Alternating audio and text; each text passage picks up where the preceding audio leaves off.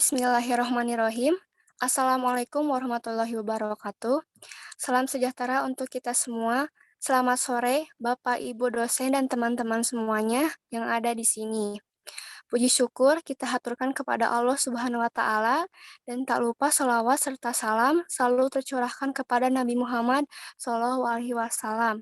Kami dari kelompok 4 terdiri dari saya Gina sebagai moderator, dan Anissa Agustriana sebagai presentator pertama, Elianti Rostari sebagai presentator kedua, Hayatunisa sebagai presentator ketiga, Indra Wijaya sebagai presentator keempat, Novi Nurhidayah sebagai presentator kelima, Rifa Haifa Darmawan sebagai presentator keenam, Rika Nurfaidah sebagai presentator ketujuh, Sinta Dewi sebagai presentator ke-8, Siti Awalia sebagai presentator ke-9, dan yang terakhir Torik Ahmad sebagai presentator ke-10.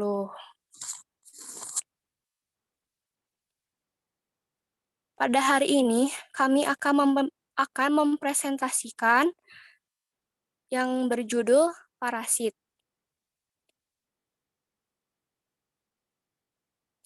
Di sini ada materi pertama, yaitu ada pengertian parasit, yang kedua jenis-jenis parasit, yang ketiga metabolisme hidup parasit, yang keempat klasifikasi parasit, yang kelima keuntungan dan kerugian, dan yang keenam pemanfaatan untuk makanan, obat, atau yang lainnya. Yang selanjutnya kepada Anissa kami persilahkan. Parasit adalah organisme yang hidupnya menumpang atau mengambil makanan dan kebutuhan lainnya dari makhluk hidup lain. Organisme yang ditumpangi atau mendukung parasit disebut host atau inang atau tuan rumah. Parasitisme adalah hubungan timbal balik antara satu organisme dengan organisme lain untuk kelangsungan hidupnya, di mana salah satu organisme dirugikan oleh organisme lainnya. Parasitologi medis adalah ilmu yang mempelajari tentang semua organisme parasit pada manusia. Parasit yang termasuk dalam parasitologi medis ialah protozoa, cacing, dan beberapa arthropoda. Parasit adalah organisme yang termasuk ke dalam kerajaan binatang, yaitu animal kingdom, yang untuk dapat mempertahankan hidupnya membutuhkan makhluk hidup lain sebagai sumber kehidupannya, termasuk sebagai sumber makanannya. Oleh karena itu, parasit sangat merugikan hidup dan bahkan dapat membunuh inang atau hospes tempatnya menumpang hidup. Yang selanjutnya ada jenis-jenis parasit. Jenis-jenis parasit menurut tempat hidupnya di tubuh manusia. Parasit dibedakan menjadi endoparasit dan ektoparasit.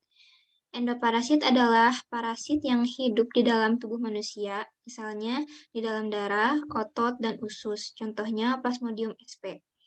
Yang kedua ada ektoparasit, adalah parasit yang hidup menempel pada bagian luar, menempel pada bagian luar kulit dan kadang-kadang masuk ke dalam jaringan di bawah kulit, misalnya Sarcoptes cabeyi. Yang selanjutnya ada accidental parasit atau occasional parasit, yaitu parasit yang hidup parasitik pada hospes yang bukan hospes sebenarnya. Contohnya Echinococcus granulosus pada manusia. Yang selanjutnya ada aberran parasit atau parasit aberran, parasit yang menyerang hospes tetapi tidak dapat tumbuh dan melanjutkan kehidupannya. Contohnya infeksi toxocara pada manusia. Terima kasih kepada Anissa atas penjelasannya. Penyampaian berikutnya adalah Erlianti. Kami persilahkan. Untuk yang selanjutnya, 5 parasit patogen, parasit yang dapat menyebabkan penyakit atau gangguan pada hospes secara mekanik, toksik atau traumatik. Contohnya, Entamoeba histolytica dapat menyebabkan rusaknya dinding mukosa usus dan menimbulkan perforasi usus. Untuk yang keenam yaitu spurios parasit atau koprozoik, parasit dari organisme lain yang masuk ke dalam tubuh hospes tanpa menimbulkan keluhan atau penyakit pada hospes dan keluar dari tubuh hospes tanpa perubahan apapun. Contohnya, telur kapilaria di jaringan hati hewan. Biasanya dapat ditemukan di feses karena tertelan bersama makanan. Untuk yang ketujuh, hiperparasit, yaitu parasit yang tinggal di tubuh parasit lain. Contohnya larva cacing pita yang ada di tubuh ginjal. Untuk yang kedelapan, yaitu parasit yang hidup bebas atau free living. Stadium parasit ketika hidup di alam bebas dan bisa hidup tanpa tergantung adanya hospes. Contohnya amuba.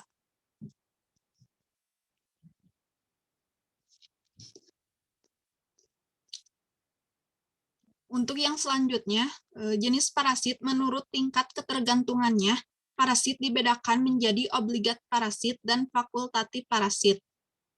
Obligat parasit adalah parasit yang tidak bisa hidup bila tidak menumpang pada host, misalnya Plasmodium spp. Untuk yang kedua, fakultatif parasit, yaitu parasit yang dalam keadaan tertentu dapat hidup sendiri di alam, tidak menumpang pada host, misalnya Strongyloides tricholaris. Untuk yang ketiga, yaitu parasit tidak permanen, yaitu parasit yang hidup berpindah-pindah dalam satu tuan rumah ke tuan rumah yang lain. Contohnya nyamuk kutu busuk. Menurut derajat paratisme, parasit dibagi menjadi yang pertama, komensalisme, yaitu hubungan di mana suatu organisme mendapat keuntungan dari jasad lain, akan tetapi organisme tersebut tidak dirugikan.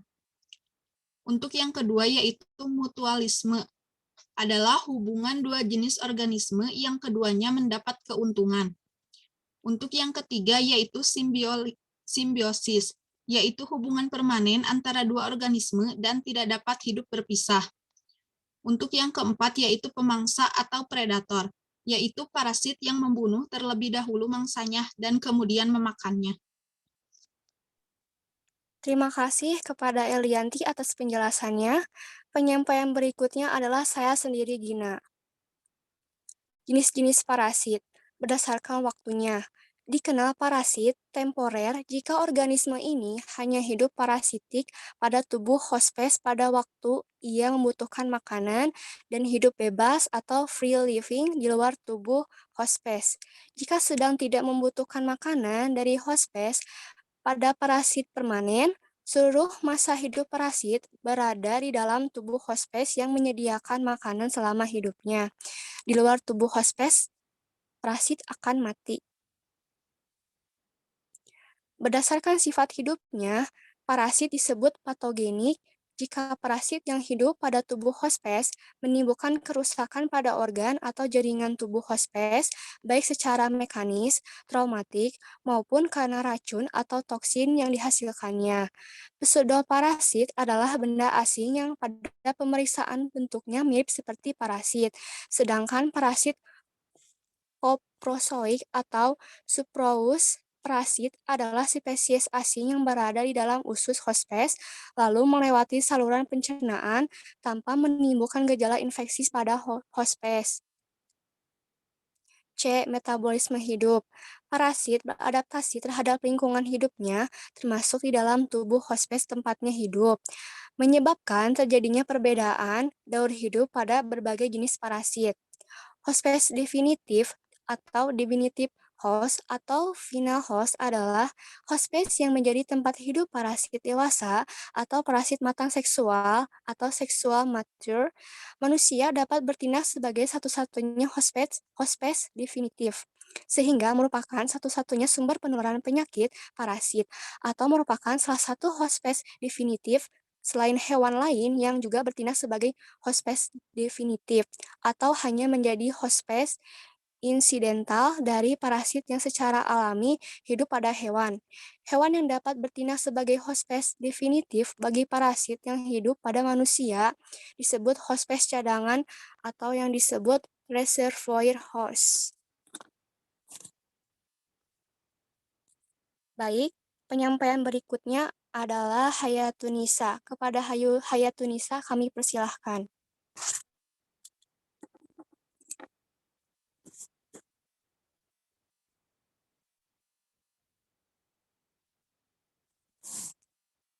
Baik, jika tidak ada, kepada Indra Wijaya kami persilahkan.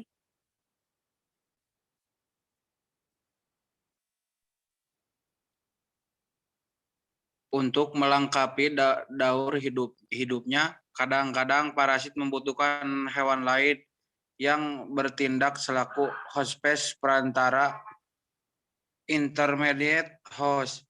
Tempat perkembangannya stadium muda parasit, misalnya bentuk larvanya beberapa jenis cacing trematoda dan stoda. Membutuhkan dua hospes perantara, yaitu hospes perantara primer dan sekunder.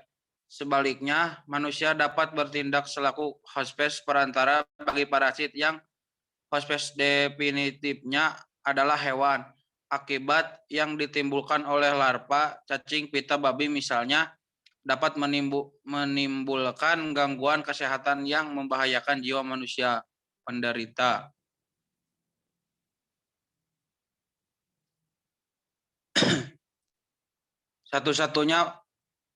Salah satunya nematoda parasit yang dapat menyebabkan kekurangan gizi bahkan kematian pada manusia adalah Ascarisum, Hewitson, dan Maigels. Metabolisme parasit menggunakan enzim fumarat reduktase. Dengan metabolisme tersebut, parasit dapat menghasilkan energi untuk bertahan hidup di sel inangnya. Metabolisme parasit terjadi di sel mitokondria rodaquinone, berperan membantu reaksi enzim fumarat reduktase. Jika enzim tersebut terganggu, maka energi dari metabolisme parasit tidak akan dihasilkan. Kompleks enzim yang membantu proses metabolisme parasit adalah mitokondria rodaquinol fumarate reduktase.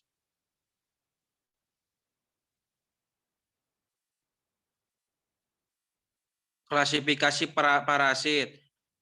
Protista termasuk eukaryoid bersel tunggal mikroskopis yang dikenal sebagai protozoa. Sebaliknya, cacing yang multiseluler memiliki jaringan yang dapat dibedakan dengan baik dan organ kompleks merupakan animalia parasitologi. Umumnya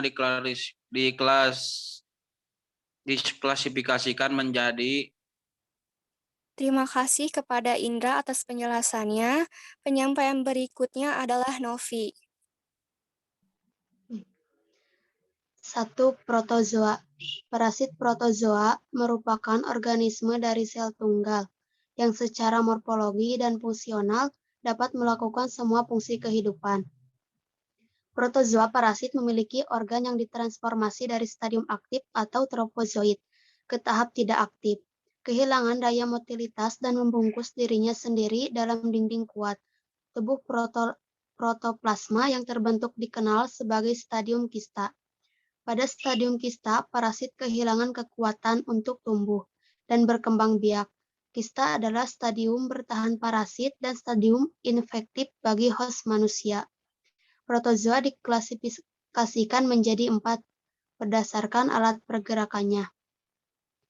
Klasifikasi ini meliputi rhizopoda atau amuba, flagellata atau mastingopora, ciliata atau ciliopora, dan sporozoa.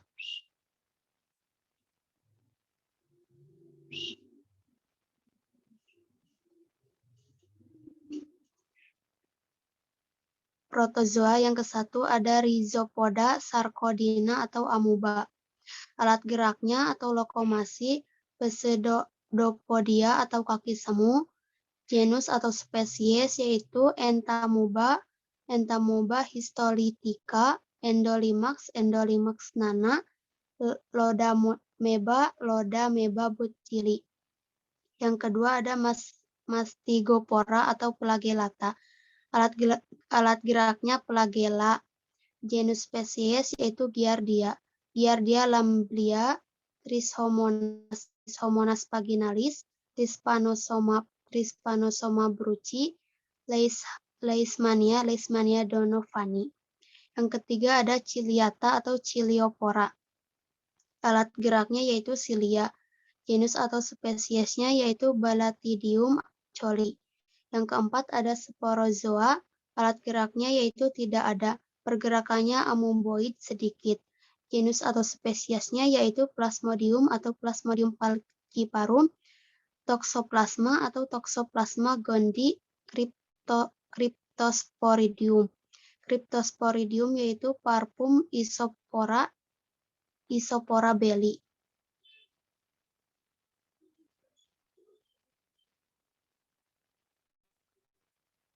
Parasit cacing. Parasit cacing merupakan hewan banyak sel, bilateral simetris, dan memiliki 3 lapisan germinal. Parasit cacing yang penting bagi manusia dibagi menjadi 3 kelompok utama, dengan kekhususan kategori yang berbeda. Baik, terima kasih kepada Novi atas penjelasannya. Penyampaian berikutnya adalah Rifa.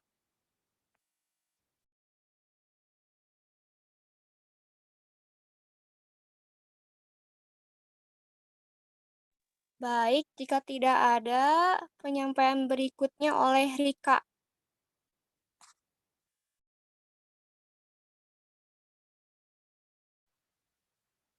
Ciri-cirinya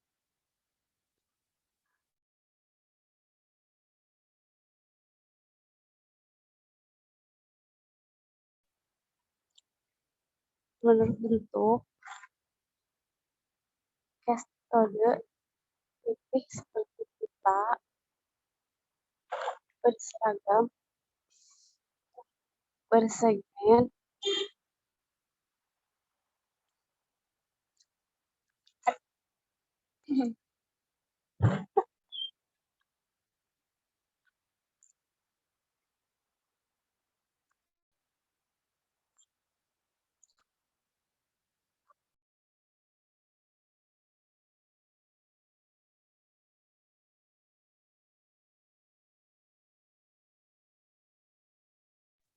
Baik, sepertinya Rika terjadi kendala sinyal. Yang selanjutnya akan dijelaskan oleh Siti. Mangga, Siti.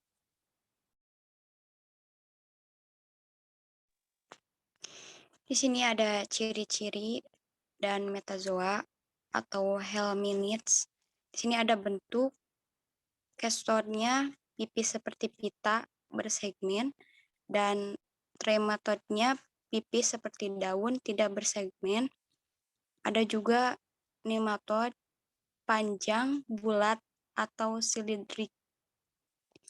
Di sini ada seks dan tidak terpisah atau monocotyledonous hermaphrodites. Ada tidak terpisah atau monocotyledonous kecuali cacing darah yang dioecious. Terpisah atau dioecious. Sini ada ciri-ciri dari ujung kepala. Kastodnya pengisap dengan kait. Terus trematodnya pengisap tidak ada kait. Dan nematodnya tidak ada pengisap, ada kait. Di sini ada ciri saluran pembuangan. Perbedaannya, kastodnya tidak ada, trematodnya ada tetapi tidak lengkap. Selanjutnya, nematodnya ada dan lengkap. Yang selanjutnya ciri-ciri dari rongga tubuh, kastodnya tidak ada, trematodnya tidak ada, dan nematodnya ada. Di sini ada seperti ciri-ciri contohnya, contoh dari kastod yaitu Diphyllobithyum, Delatum, Teania, T. sagianata, T. solium. Echinococcus, E. granococcus, cis hanana. Ciri dari trematode ada schistosoma, mansoni, fasciola, F. hepatica. Selanjutnya dari nematode ada nematode usus A lumbricoides dan nematoda jaringan tubuh W. bancroti.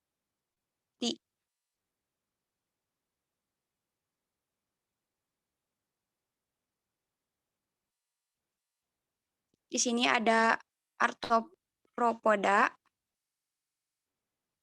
Jadi arthropoda merupakan kelompok terbesar dari spesies dalam kerajaan hewan. Ditandai dengan memiliki tubuh bilateral, simetris, dan bersegmen dengan pelengkap bersendi. Memiliki ekoskeleton keras yang membantu membungkus dan melindungi otot dan organ lainnya. Arthropoda mempengaruhi kesehatan manusia sebagai penyebab langsung penyakit atau pembawa penyebab untuk penularan penyakit.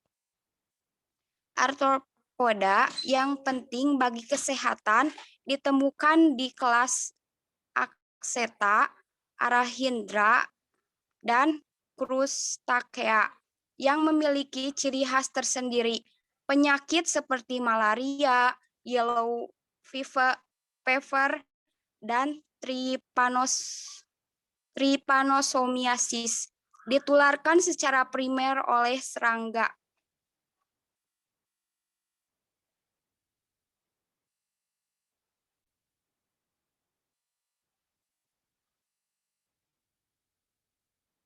Di sini ada insekta. Yang pertama ada mosquito atau nyamuk, Inophelesa culiaceus aedes. Arasindranya yang pertama Trix atau sengkenit. Hardtix, sengkenit keras, famili Icodidae. Softix, sengkenit keras, famili Argosidae. Ada juga Crustacea, Cryptopidae, dan Cyclovas. Selanjutnya ada Pleiades atau lalat.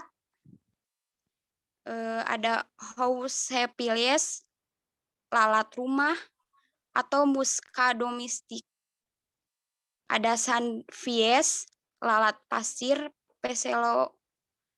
Pelebotomus. Ada Testeples atau lalat Tasteglossing. Selanjutnya ada Black Spies, lalat hitam atau Simulium. Yang kedua, dalam Arachidra ada Mites, Kingens, famili Trombididae, Leptrobidium, dan Tribochid Mites, tunggau musim panen, tunggau merah.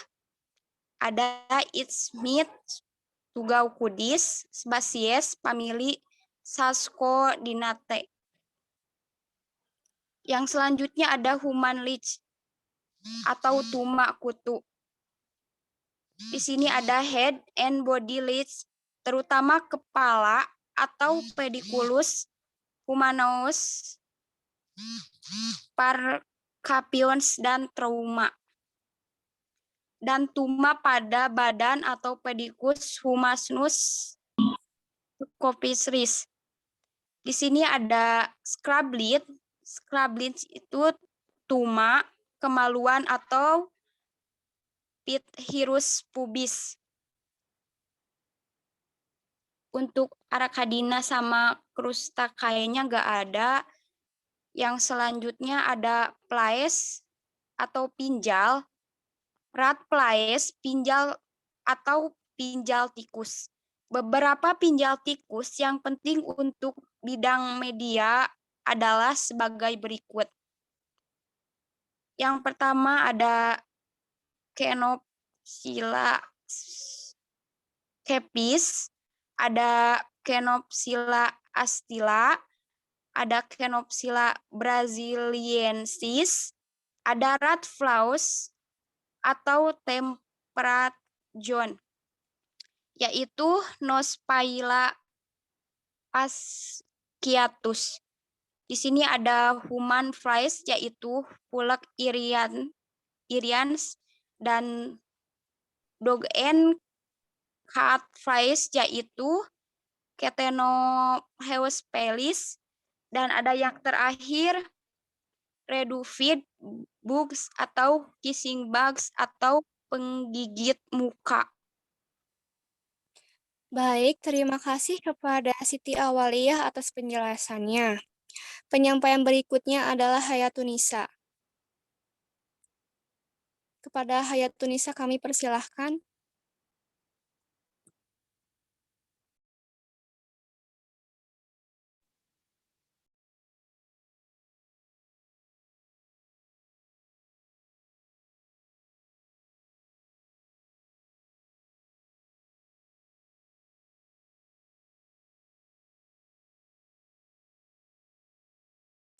Baik, jika tidak ada kepada Sinta kami persilahkan.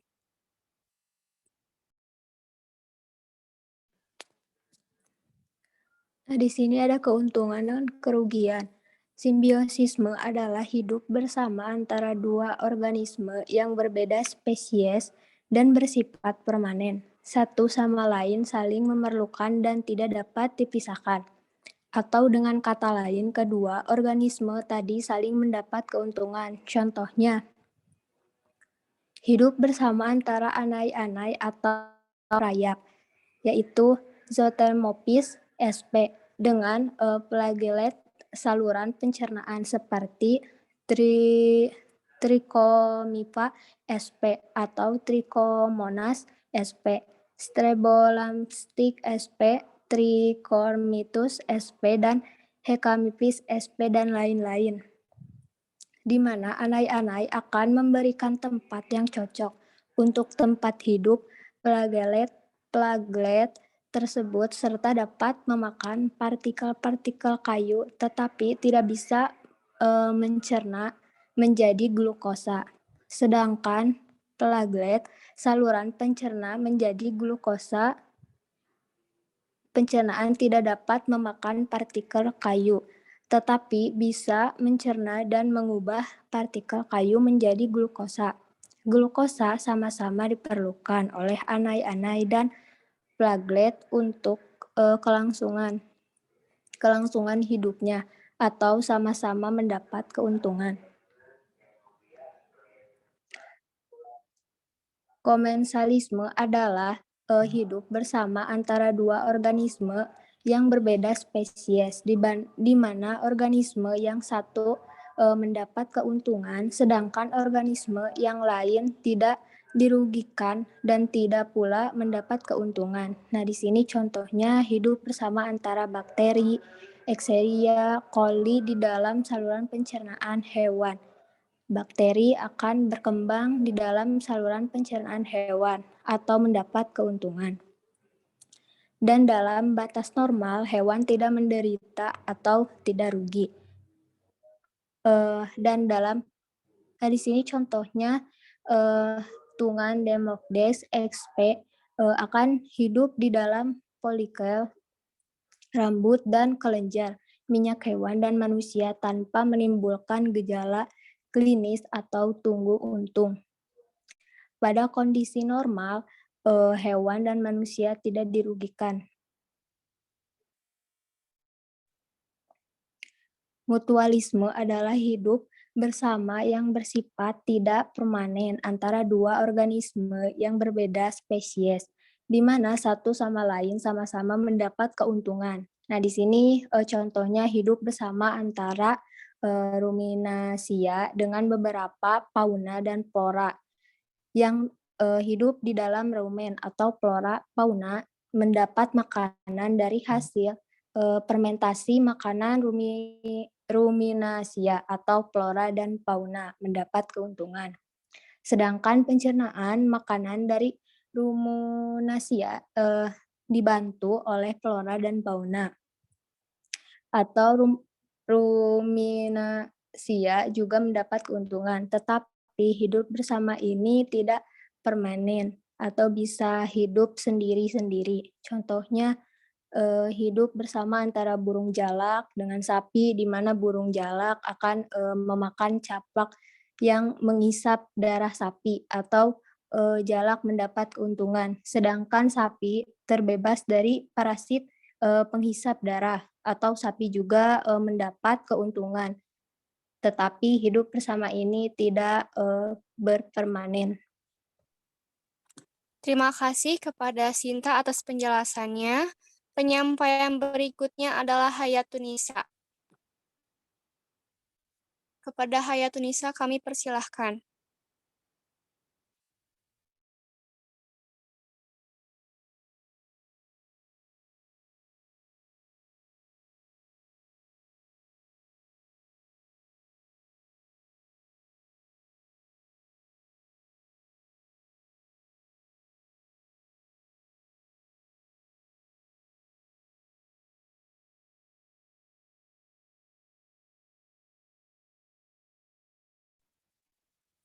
Baik, jika tidak ada, penyampaian berikutnya adalah Torik. Kepada Torik kami persilahkan. Baik, jika tidak ada, penyampaian berikutnya oleh Rifa.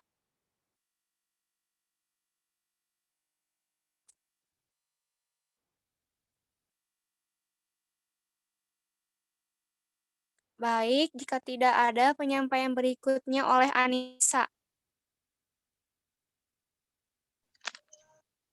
Pemanfaatan untuk makanan, obat, atau yang lainnya. 1. Semut obat dianggap sebagai parasit bagi semut jenis lain. Biasanya mereka mengambil alih sarang semut Komponotus dan menjadikan semut pekerjanya sebagai budak. Ratu semut obat juga ikut menyerang sarang semut Komponotus dan mengusir ratunya. Tapi di Cina dan Taiwan, semut ini digunakan sebagai bahan obat tradisional selama ribuan tahun. Penelitian menunjukkan bahwa ekstra semut obat memiliki analgesik atau penghilang rasa sakit dan zat antiinflamasi. 2. Tungau yang bernama red velvet mite ini memiliki bentuk gemuk dan berbulu mirip bantalan kursi dengan warna merah yang menarik walau berkembang berbagai predator. Larvanya berkembang sebagai parasit pada serangga lain. Larva tungau bisa menginfeksi banyak inang, tetapi yang paling umum adalah jangkrik. Ekstrak serangga ini digunakan dalam pengobatan tradisional di Cina untuk mengatasi infertilitas pria dan kelumpuhan.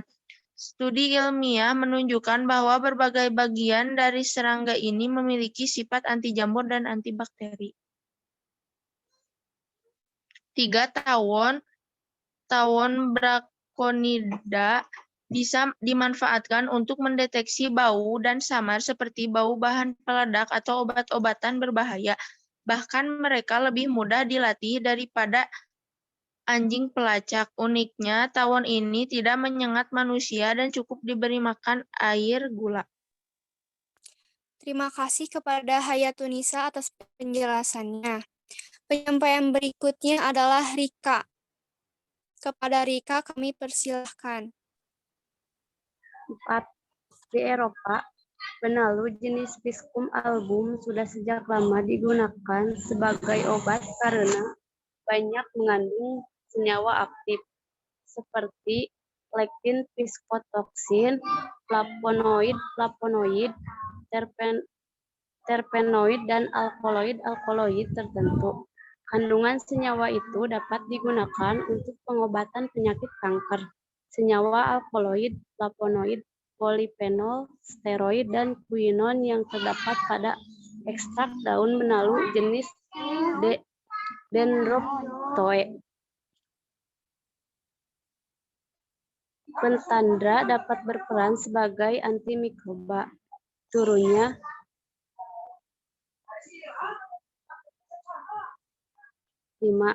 jamur Pomes Pomentarius biasanya ditemukan hidup menempel di celah-celah batang pepohonan besar, baik yang masih hidup maupun mati. Pomes jamur dapat membuat batang pohon inangnya menjadi rapuh. Karena selain menyerap zat makanan, jamur nakal yang satu ini pun berfungsi sebagai parasit, dekomposer, atau membusukkan. Sehingga bagi pepohonan yang masih muda dan hidup, kehadiran jamur ini sangat mengancam kelangsungan hidupnya. Uniknya, meskipun parasit, jamur Pomentarius ternyata bermanfaat bagi manusia. Jamur ini dijadikan sebagai bahan terapi di Hungaria, seperti yang diperoleh oleh National Geographic pada 1920 silam. Bagian pomes yang digunakan sebagai bahan topi adalah lapisan serat yang disebut trama.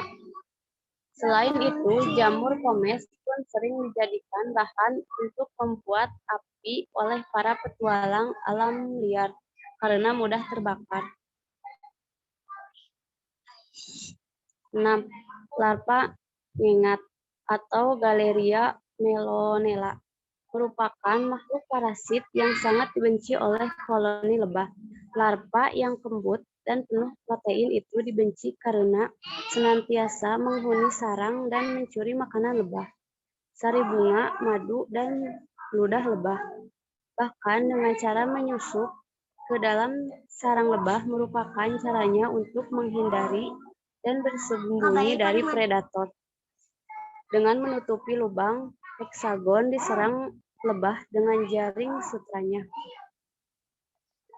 Dengan begitu, ia tidak dapat diserang dari luar oleh predator. Meskipun merugikan bagi lebah, namun larva ngengat ini banyak digunakan para peternak sebagai pakai hewan ternaknya, seperti untuk pakan ikan, kadal, dan burung. Larva gengat sangat disukai oleh ketiga jenis hewan tersebut karena selain lunak, juga mengandung protein tinggi.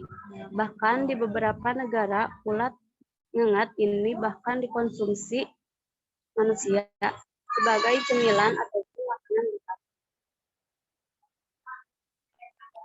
Baik, terima kasih kepada Rika atas penjelasannya. Penyampaian berikutnya adalah Rifa. Kepada Rifa, kami persilahkan.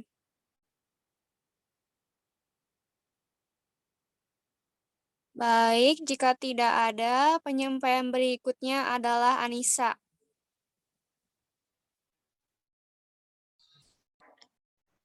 Penanganan pencemaran parasit.